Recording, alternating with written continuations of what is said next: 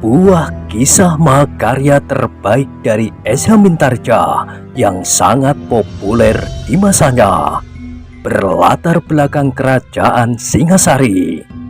Dengan bangga kami persembahkan kepada sahabat Permata TV tercinta semuanya, dengan judul Kisah Pelangi di Langit Singasari.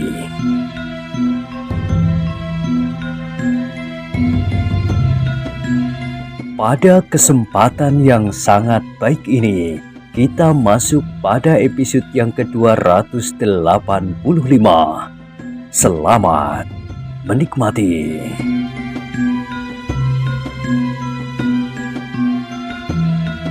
Pada episode sebelumnya telah diceritakan, Witantra kadang-kadang menjadi heran dari manakah kemewahan yang akhir-akhir ini tampak membanjiri istana Tumapel. Adalah tidak masuk di akalnya bahwa setiap kali 1-2 orang pemimpin pemerintahan Tumapel itu datang memberikan pisungsung berupa kelengkapan dari sebuah bujana mewah. Kesimpulan Witantra adalah pasti ada pihak yang sengaja menjerumuskan aku ke dalam kesulitan. Tetapi untuk mencarinya diperlukan waktu dan ketekunan. Jalur-jalur itu agaknya dikemudikan oleh seorang yang luar biasa. Kesimpulan itu telah membuat Witantra menjadi semakin waspada. Seolah-olah ia tidak sampai hati melepaskan aku seorang diri tanpa pengawasannya meskipun hanya sekejap. Namun Witantra tentu tidak akan dapat berbuat sepanjang waktu. Suatu ketika ia harus pulang ke rumah, dan suatu ketika Akuwu berada di bilik permaisurinya, sehingga Akuwu itu pada saat-saat tertentu terlepas dari pengawasannya. Tetapi agaknya kesempatan bagi Witantra untuk mengawasi Akuwu itu pun menjadi semakin terbatas karena Akuwu sendiri agak menjauhkannya dari pergaulan istana. Bahkan kadang-kadang Akuwu itu dengan kasar berkata kepadanya, "Kau adalah pemimpin pasukan pengawal, Witantra. Aku hanya memerlukan kau dalam keadaan yang berbahaya. Aku tidak perlu pengawalanmu selagi aku tidur, makan dan minum bersama para pemimpin Tumapel." Witantra hanya dapat mengelus dadanya, tetapi ia tidak dapat berbuat apa-apa. "Aku tidak mengerti, Guru," berkata Witantra kepada gurunya pada suatu ketika. Tetapi keadaan berkembang ke arah yang tidak seharusnya. "Iya, Witantra," sahut gurunya. "Aku juga melihat ketidakpuasan tersebar di mana-mana. Itulah yang membuat aku prihatin. Tetapi aku tidak memberi kesempatan kepadaku untuk mencari sumber dari malapetaka yang dengan perlahan-lahan menerkam Tumapel." Gurunya mengangguk-anggukkan kepalanya. Agaknya ia masih ingin mengatakan sesuatu, tetapi kemudian bahkan ia menggeleng-gelengkan kepalanya. Witantra melihat sesuatu tersirat di wajah gurunya, tetapi ia tidak berani bertanya. "Witantra," berkata gurunya, "kau harus bersiap untuk menghadapi setiap kemungkinan. Awan yang hitam memang sudah menyelupungi Tumapel. Apakah yang harus aku lakukan, Guru?" "Sudah tentu bahwa kau dapat mulai dengan dirimu sendiri. Sudah datang waktunya bagimu, Witantra, bahwa kau harus menyempurnakan ilmumu. Selagi aku masih hidup dan masih cukup tenaga untuk membimbingmu." "Tetapi Guru, aku tidak dapat meninggalkan istana untuk waktu yang lama pada saat ini." "Kau tidak perlu meninggalkan tugasmu. Aku memerlukan kau di setiap malam untuk beberapa hari saja. Di siang hari kau tetap dalam tugasmu." Gurunya berhenti sejenak. Sudah tentu bahwa kau tidak akan segera menjadi sempurna dengan cara itu. Tetapi setidak-tidaknya kau memiliki beberapa bekal yang lebih banyak dari bekalmu sekarang. Apabila kau mempunyai waktu kelak, kau harus mengurung dirimu untuk waktu yang agak lama. Witantra mengangguk-anggukkan kepalanya. Inilah yang dapat dilakukan untuk sementara, selagi asap yang hitam kemelut di atas Tumapel. Pemimpin pasukan pengawal itu telah menempa dirinya sendiri.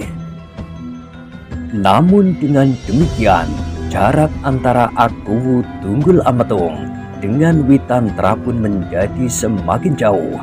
Witantra memerlukan waktu untuk kepentingannya sendiri, sehingga apabila tidak diperlukan oleh Akuwu, ia tidak membuang waktunya hadir dalam pertemuan-pertemuan yang diadakan di istana.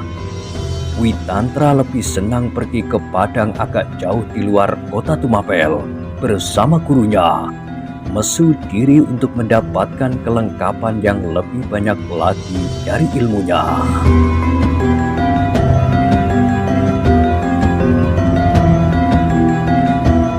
Tetapi pada suatu kali, Witantra terkejut ketika gurunya berkata kepadanya, "Witantra, apakah kau tidak memperhatikan adikmu akhir-akhir ini?" "Siapakah yang guru maksudkan? Mahindra atau Kebu Ijo?"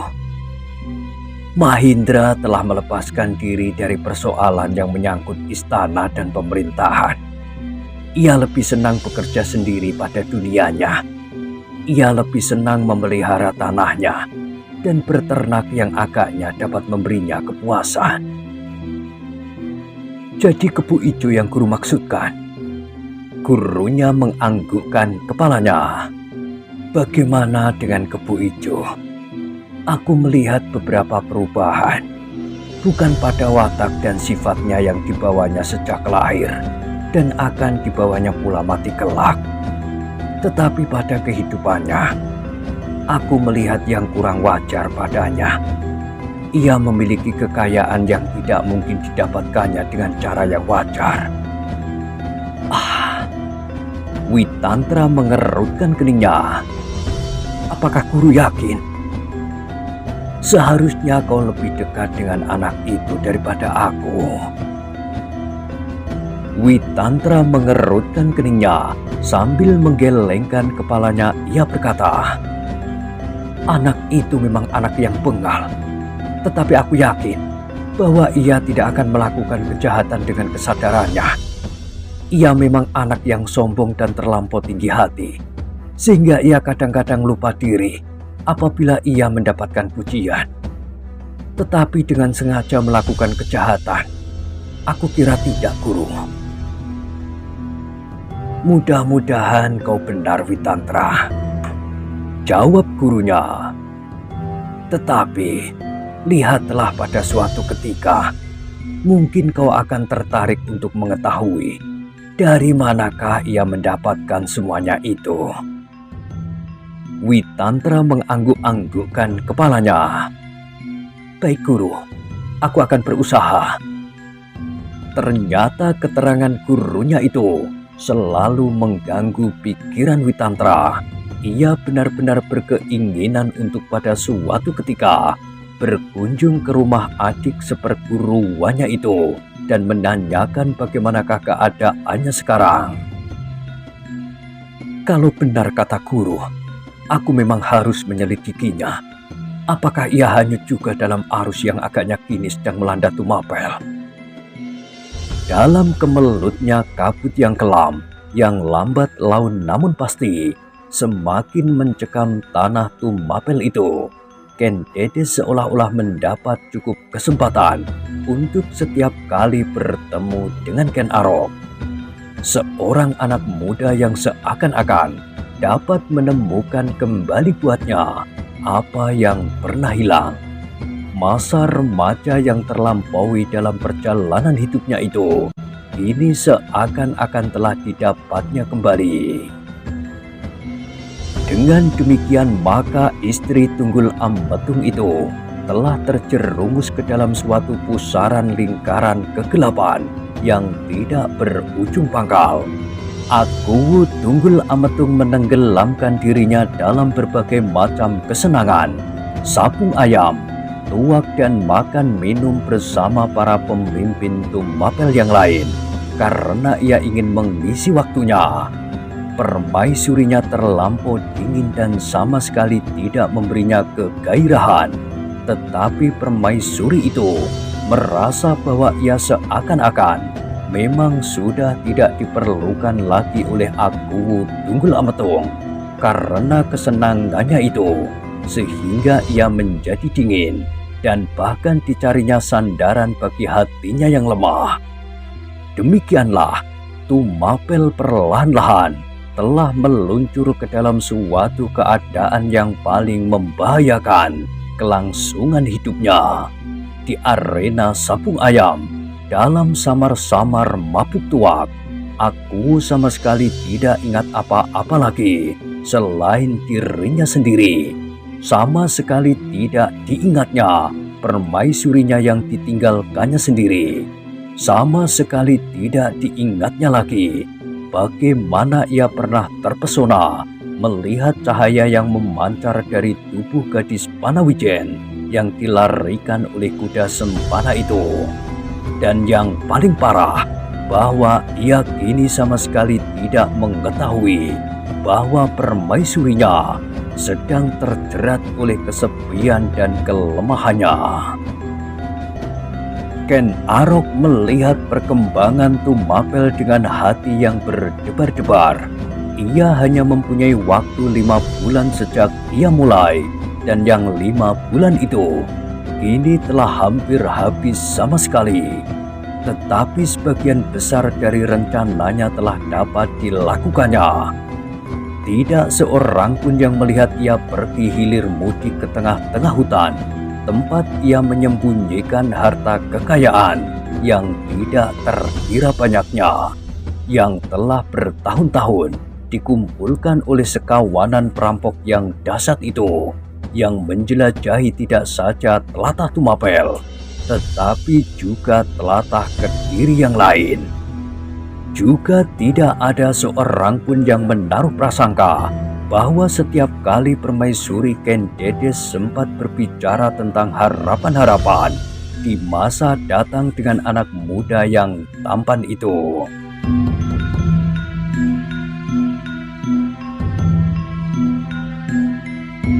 Namun masih ada satu orang yang melihat perkembangan keadaan Ken Dedes dengan hati yang pedih.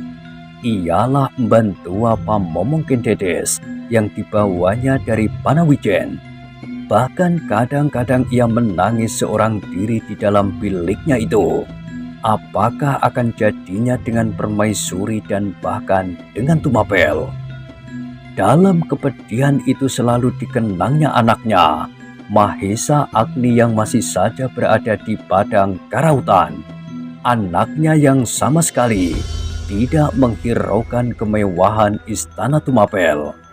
Mahesa Agni telah membakar dirinya dalam terik panas matahari di padang karautan untuk kepentingan orang banyak. Alangkah jauh jaraknya, desis perempuan tua itu, dan tiba-tiba saja kerinduannya kepada anaknya telah membakar dadanya. Tetapi ia tidak mendapat kesempatan untuk menengoknya, apalagi dalam keadaan serupa ini. Tanpa dirinya di samping Ken Dedes, keadaan permaisuri itu pasti akan menjadi semakin parah.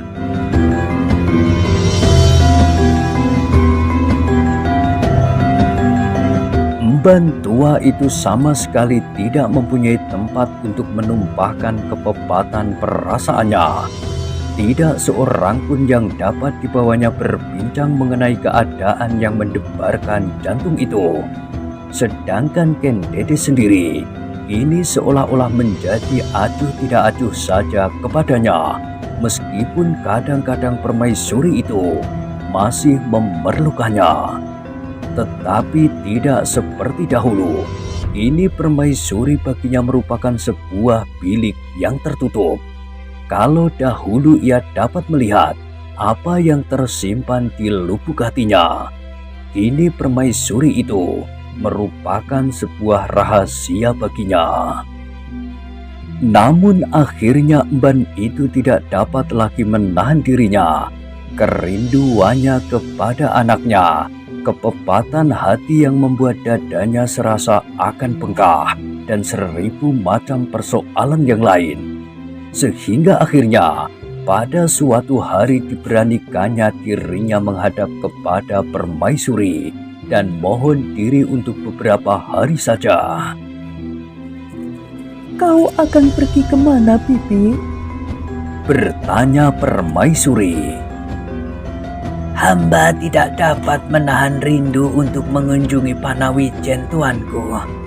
Panawijen yang lama dan yang baru, yang telah berkembang di tengah-tengah padang karautan.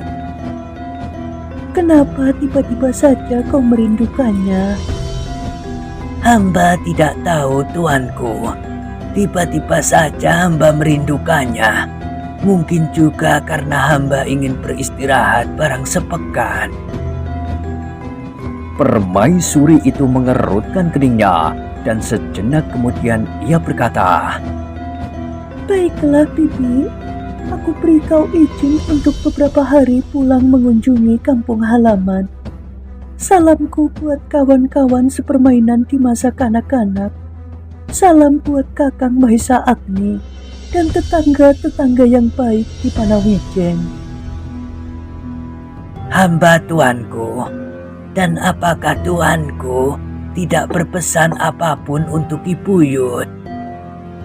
Oh, aku lupa, Bibi. Iya, salamku kepadanya. Mudah-mudahan ia berhasil memimpin rakyat Panawijen untuk seterusnya. Hamba tuanku, semua pesan akan hamba sampaikan. Permaisuri itu mengangguk-anggukkan kepalanya, tetapi kemudian ia bertanya, Tetapi, apakah kau dapat menempuh perjalanan sedemikian jauhnya? emban itu menarik nafas dalam-dalam. Perjalanan ke Panawijen tidak dapat ditempuh dalam 1 hari.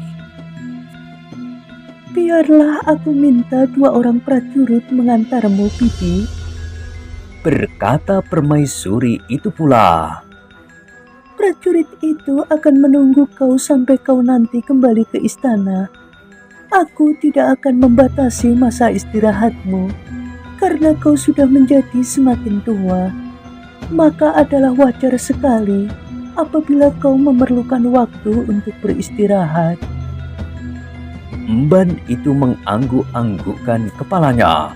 Terasa bahwa bagi permaisuri, kepergiannya akan merupakan peluang yang lebih baik. Agaknya tidak akan ada orang lain yang selalu membayanginya seperti dirinya. Terima kasih tuanku, Jawab emban itu.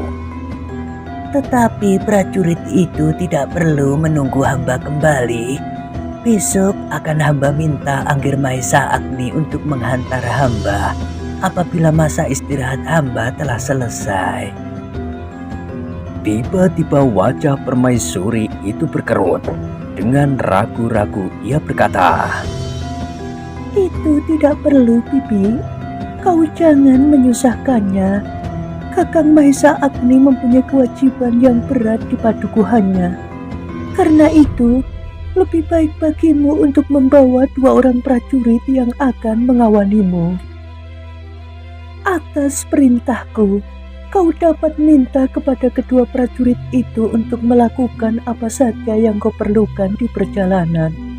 Bahkan di Panawijen, sampai kau kembali lagi ke istana ini, aku akan memberi mereka bekal yang cukup selama mereka berada di Panawijen. Emban tua itu menarik nafas dalam-dalam.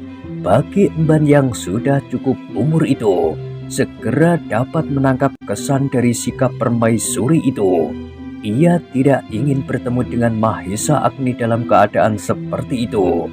Mahesa Agni akan menjadi penghalang pula baginya apabila kelak anak muda itu mengetahui apa yang sudah terjadi di istana ini. Bukankah lebih baik begitu, Bibi? Bertanya permaisuri itu. Emban tua itu tidak dapat menjawab lain kecuali menganggukkan kepalanya dan berkata, Hamba tuanku, titah tuanku akan hamba junjung. Nah, begitulah, kasihan Kakang Mahesa Agni. Ia diperlukan di padang karautan setiap saat. Waktunya akan hilang apabila kau minta ia mengantarmu. Hamba tuanku. Dan kapan kau akan berangkat, Bibi? Secepatnya tuanku mengizinkan. Terserahlah kepadamu. Besok pagi tuanku. Permaisuri itu berpikir sejenak, kemudian ia berkata, Baiklah, besok 2 orang prajurit itu akan siap mengantarmu kembali ke Panawijen. Ketika fajar menyingsing di pagi harinya, 2 orang prajurit telah siap untuk mengantar emban tua itu kembali ke Panawijen. Dengan bekal secukupnya, mereka pun segera minta diri kepada permaisuri yang ternyata sudah bangun. Atas izin tuanku Akuwu Tunggul Ametung, 2 orang prajurit itu akan mengantarmu. Atas izin tuanku Akuwu pula, kau dapat minta kepadanya untuk menolongmu apa saja yang kau perlukan. 2 prajurit itu diberi waktu tanpa batas menunggumu di Panawijen. Terima kasih tuanku. Kau adalah emban pamomongku. Engkau adalah orang terdekat dengan aku sejak aku kanak-kanak. Karena itu, kau mempunyai beberapa kesempatan yang lebih baik dari orang lain, Bibi. Terima kasih Tuan Putri. Kini perkenankanlah hamba berangkat. Hamba tidak akan terlalu lama. Ambillah waktu secukupnya, Bibi. Aku tidak akan dapat memaksamu untuk bekerja terlalu keras. Kau sudah cukup tua dan memang sudah waktunya untuk banyak beristirahat. Emban tua itu menarik nafas dalam-dalam. Terasa jantungnya seakan-akan tergores oleh tajamnya sembilu. Meskipun tampaknya permaisuri itu memberinya kesempatan sebaik-baiknya, tetapi emban tua itu merasa bahwa ia memang sudah tidak diperlukan lagi. Ken Dede sudah berubah, berkata emban itu di dalam hatinya. Namun tiba-tiba kepalanya menunduk semakin dalam. Dikenangnya masa remajanya sendiri. Hidupku sendiri tidak sebersih kapas. Emban itu berdesis kepada dirinya sendiri. Bukan hanya satu nama laki-laki yang pernah menyangkut di hatinya, sehingga justru akhirnya keduanya tidak dimilikinya. Tetapi aku mempunyai Mahesa Agni. Emban tua itu pun kemudian berangkat meninggalkan istana. Ia tidak dapat menahan lagi ketika air matanya menitik satu-satu. Ken Dedes masih berdiri di tangga serambi belakang ketika emban itu hilang di balik rekol. Setelah menarik nafas dalam-dalam, Ken Dedes kemudian melangkah kembali ke dalam biliknya. Baru ketika ia duduk di pembaringannya, terasa bilik itu menjadi sepi. Emban pamomongnya yang hampir setiap saat mengawasinya, kini telah pergi. Tanpa diketahui lagi apakah ia akan segera kembali. Justru karena pesannya sendiri yang mendorong emban itu untuk berbuat demikian. Ken Dedes mengerutkan keningnya. Terbayang wajah perempuan tua itu. Perasaan iba terungkap di dalam hatinya. Namun sejenak kemudian perasaan yang lain, setelah mendorongnya ke samping. Emban tua itu hanya akan mengganggu saja di istana. Ken Dedes menarik nafas dalam-dalam. Tanpa sesadarnya ia bangkit dan melangkah keluar. Dari sela-sela pintu, ia melihat cahaya matahari pagi memercik di halaman belakang. Tiba-tiba saja, ia melihat sinar itu terlampau cerah.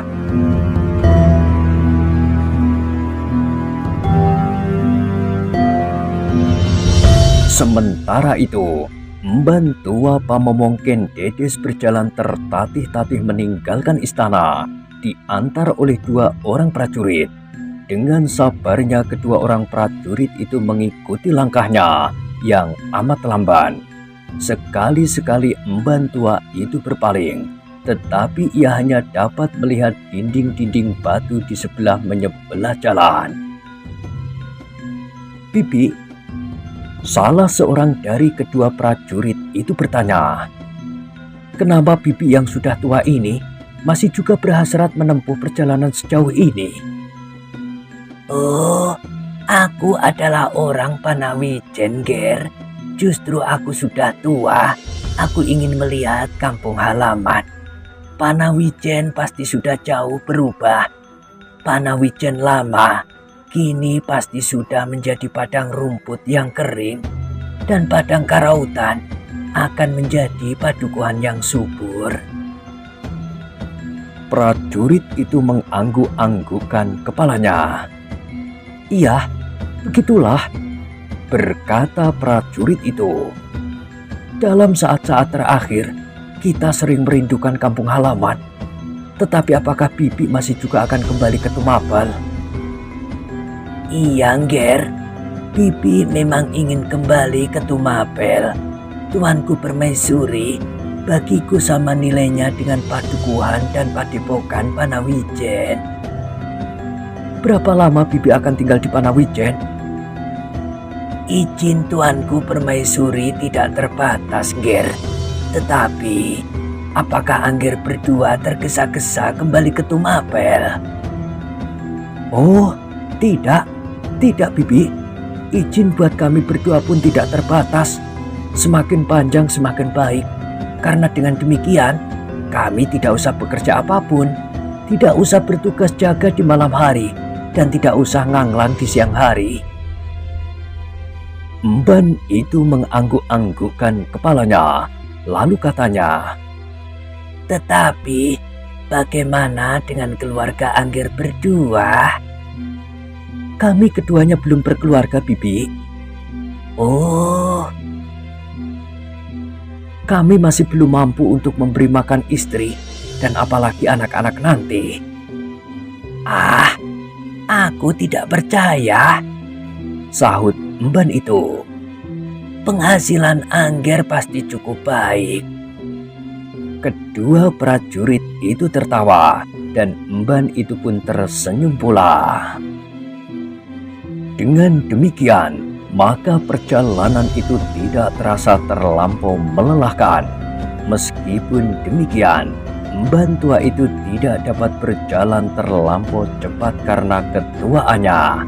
Namun emban tua itu bukan sekedar perempuan tua kebanyakan. Betapapun tipisnya, ia masih juga memiliki beberapa kelebihan dari perempuan-perempuan yang lain. Meskipun tidak terlampau mengagumkan, tetapi perempuan tua itu pernah mengisi kekosongan hidupnya dengan olah senjata, sehingga kemampuan jasmaniahnya masih juga berpengaruh sampai di hari tuanya. Pengaruh itulah yang agaknya menolong emban tua itu dalam perjalanannya meskipun lambat. Kedua prajurit yang tidak mengenal emban itu sebelumnya menjadi heran bahwa perempuan setua itu masih juga mampu melakukan perjalanan yang begitu jauh.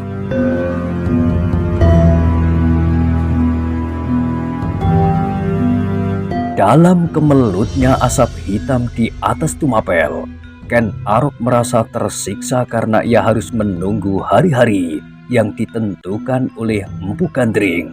Semua rencananya dapat berjalan sebaik-baiknya tanpa menumbuhkan kecurigaan meskipun ia harus selalu berhati-hati menghadapi Witantra. Tetapi Witantra agaknya tidak banyak mempunyai kawan. Bahkan Kepu Ijo, adik seperguruannya, tidak lagi terlampau dekat dengan perwira pengawal itu. Kepu Ijo yang merasa kawan terdekat Ken Arok menjadi semakin sombong dan merasa dirinya lebih besar dari kawannya yang lain.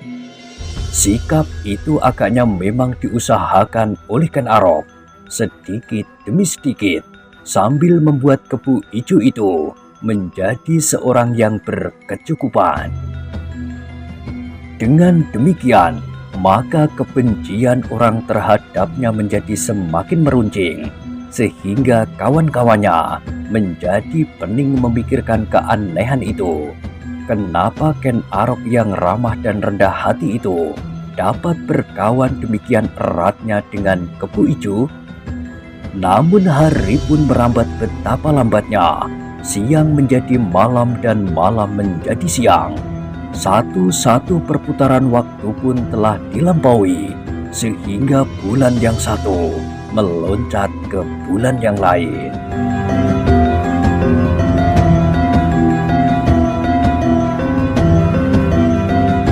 Beberapa hari sepeninggal emban Pamomong Ken Dedes, Ken Arok menjadi semakin gelisah. Bulan keempat telah ia lewati dan ia sudah berada di bulan yang kelima, bulan yang dijanjikan oleh Empu Gandring. Pada saat-saat terakhir itu, Ken Arok membuat penilaian kembali atas semua usahanya membentuk keadaan. Ternyata semuanya dapat berjalan sesuai dengan rencananya, sehingga waktunya memang telah matang untuk melakukan niatnya. Maka pada saat yang telah dinanti-nantikan, setelah 5 bulan penuh ia menunggu, sampailah saatnya ia pergi ke Lulumbang untuk mengambil kerisnya. Tetapi tidak seorang pun yang tahu apa yang akan dikerjakannya. Ken Dedes pun tidak, meskipun Ken Arok minta diri pula kepada permaisuri itu bahwa ia akan pergi untuk beberapa hari, tetapi ia tidak berterus terang apakah yang akan dilakukannya. Setelah mendapat izin dari Aku, maka Ken Arok pun segera meninggalkan istana pergi ke Lulumbang. Meskipun pada mulanya ia disentuh pula oleh keraguan-raguan, namun kemudian ia menggertakkan giginya sambil berkata, "Semuanya sudah terlanjur. Aku sudah menyeberang sampai ke tengah-tengah. Terus atau kembali, aku sudah terlanjur basah. Karena itu aku kira sudah tidak ada gunanya berpikir lagi."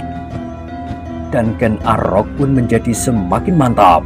Permaisuri yang cantik itu selalu membayanginya, apalagi cahaya yang memancar dari tubuhnya. Perempuan dari Panawijen itu ternyata memiliki suatu kelengkapan yang tidak ada bandingnya.